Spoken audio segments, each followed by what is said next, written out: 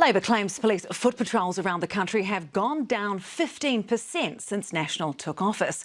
It says the government talked the talk on getting tough on crime, but in some of the most needy areas like Wairoa and Opotiki, it's literally not walking the walk. But as senior reporter Juliet Speedy explains, the government and the Wairoa mayor say Labor's numbers may be out of step. It's scenes like this post-rugby match brawl in Wairoa that require swift police work.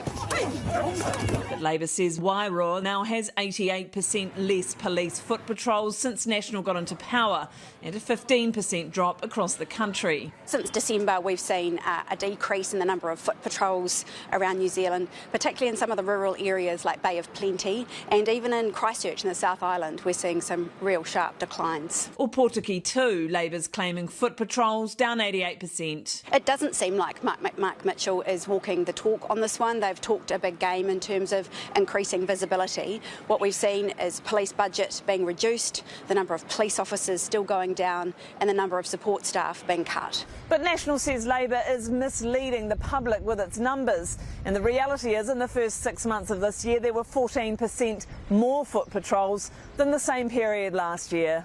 The Wairoa mayor also says they're not down anywhere near the 88% that Labor's claiming. I've just sort of had a bit of a ring round, spoke to the local head cop on that, and that's not the case. They are down, but it's down in Wairoa specifically for vacancies and that, where people have left to go elsewhere, or there might be a maternity leave or something like that.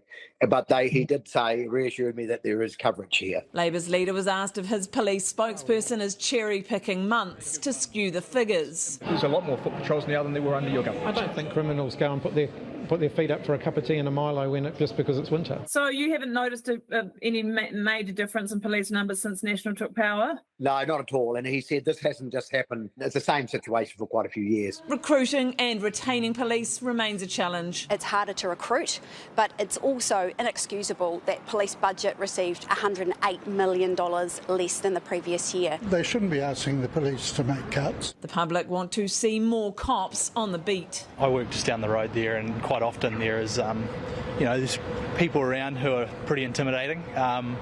I think a bit more police presence would probably make people feel a bit safer. I actually think it would be great to have some more police on the streets. That will take both money and people still keen on the job.